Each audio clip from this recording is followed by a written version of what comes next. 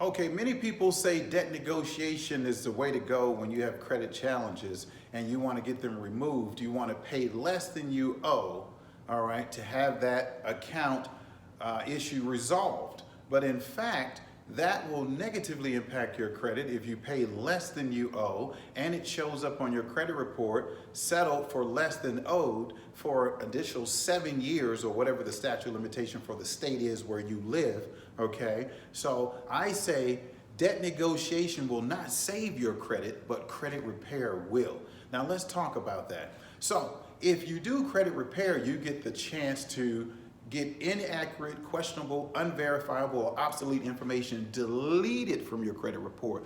Not negotiated, but deleted, okay? Now, in most cases, you will still owe the debt, all right? Okay, because the law doesn't say you're absolved from owing the debt because it was deleted, but at least you'll be able to go out and get new credit because those negative notations are no longer on your credit report, okay? But if you do debt negotiation, it goes like this. You have 10,000 of outstanding debt that you want to negotiate. Let's say it's 10 accounts, each are $1,000. That's 10,000 of outstanding debt, right?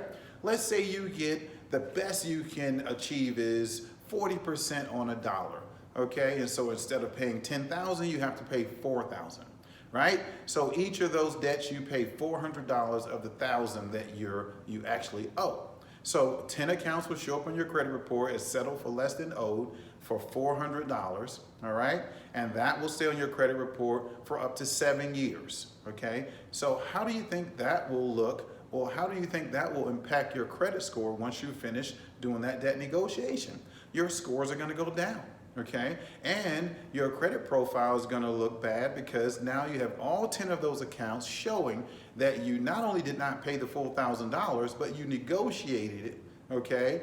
And now the bankers, lenders see what type of person you are. So that affects your approvals because your character has now been, sort of blemished. Now, so if you do credit repair, this is what happens. You have the chance of getting, let's say 7 out of 10 of those accounts deleted, completely deleted. So now that's 7,000 of the negative credit removed from your credit report. You have 3,000 left.